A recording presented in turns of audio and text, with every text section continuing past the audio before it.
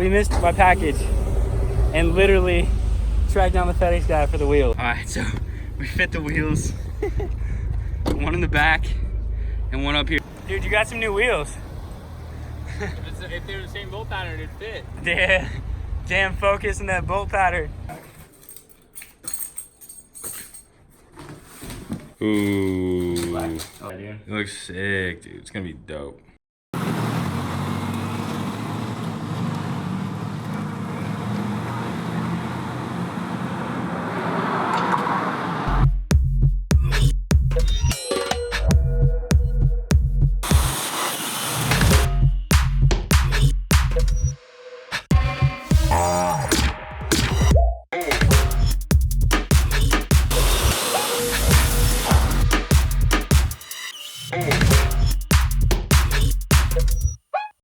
All right, so we just gave the Z4M a little wash. Nothing crazy because this car is actually gonna be paint corrected. But I wanted to give it a quick little wash because I didn't want it one of those like before and afters where it was dirty as shit and then paint corrected, because I feel like that's not really a good like representation of what the actual paint correction did, because a wash will obviously do a lot for a dirty car. But I realized, guys, that I haven't really showed you guys much of the Z4M since the vlog where I bought it.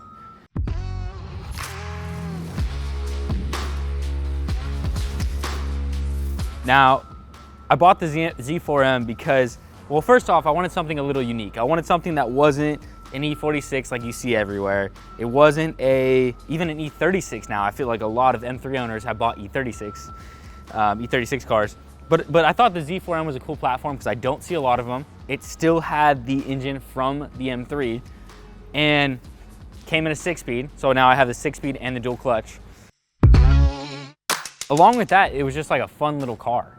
Now, one thing that's cool is this one did come with the Super Sprint exhaust. Now, I haven't actually put the car in a lift and checked what's there as far as the Super Sprint, but it sounds pretty damn good. Like, I actually really like the sound of this car.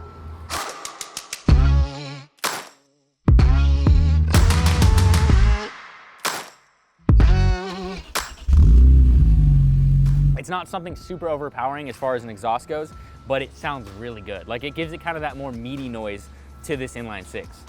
And then it is the Roadster. A lot of people like the Coupe better, and I actually think the Coupe does look a little bit better than the Roadster too, but I thought it'd be fun at the same time to have a challenge of a Roadster, making it look good. But then also a Coupe is just, they're almost 10 to 12 grand more for the same engine, same transmission, really the same car. So a little different of a car, but it's a very similar car.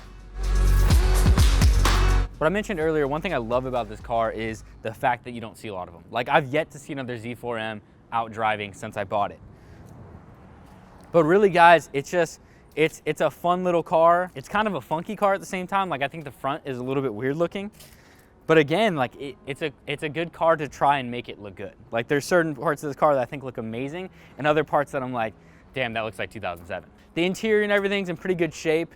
It has 96,000 miles, so it's not a new car by any means. The interior has wood trim, which I'm not normally a fan of, but on this car, it actually looks pretty cool. It feels very like beachy to me. But really, guys, I mean, that's kind of it for just a quick overview. It's definitely gonna turn into a project. Today though, it's really exciting. You guys saw at the beginning of this, but I do have some new wheels going on. I'm basically putting on some different wheels and tires. We're going a little bit wider, a little better offsets to actually fill the wheel wells. But we're staying the same size. So we're staying on an 18. These are 18s right now. We're gonna stay on an 18. I don't think for this car I wanna go with a 19. I wanna leave a good amount of tire and keep it kind of performance focused for the most part, with some fun stuff here and there. But let's go to Discount Tire and actually get these wheels put on. I'll let Ryan drive the Z4M so that, you know, I don't know. I like to let my friends drive my cars. It's fun.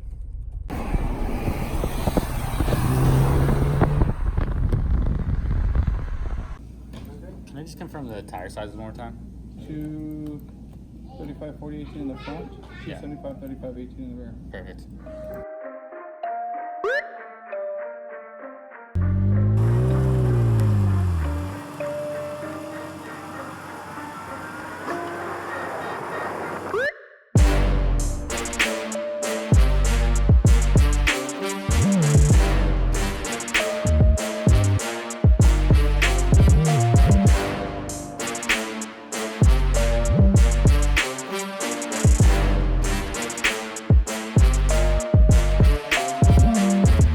All right, guys, the new wheels are on. I went with the Apex SM10s, and we have 18.9 up front plus 30, and then 18.10 in the rear plus 25.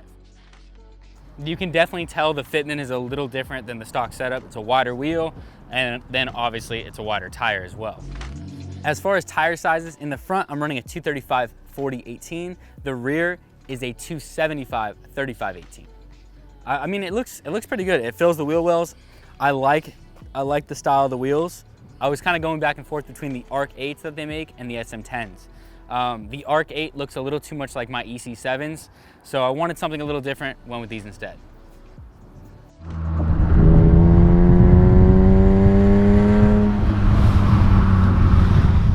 All right, guys, I figured it'd be cool to actually take this thing on a little drive for you guys and show you guys how the car drives, talk a little bit about it.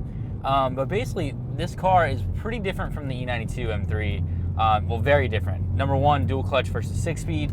A little bit background about this car. The Z4M was only made in a 6-speed manual. I mean, I would probably choose a 6-speed in this car regardless.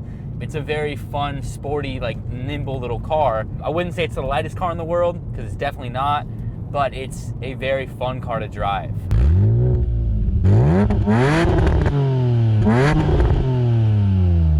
It's a little more rough around the edges than the E92 M3. The M3 is very luxury and classy, and you kind of feel that some things are softened up a little bit compared to this car. This car is definitely more of a raw sports car than the M3. But without the V8, this does have the S54 out of the E46 M3, so there's a lot there that is absolutely amazing. The power in this car is very linear. As you're driving, you don't feel one spot where it just hits. It's going up consistently as you're speeding up.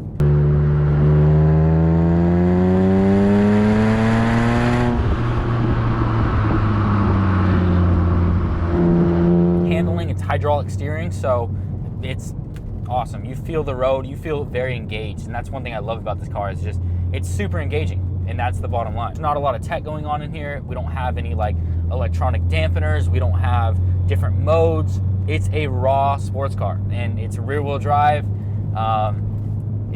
It's a little bit rowdy.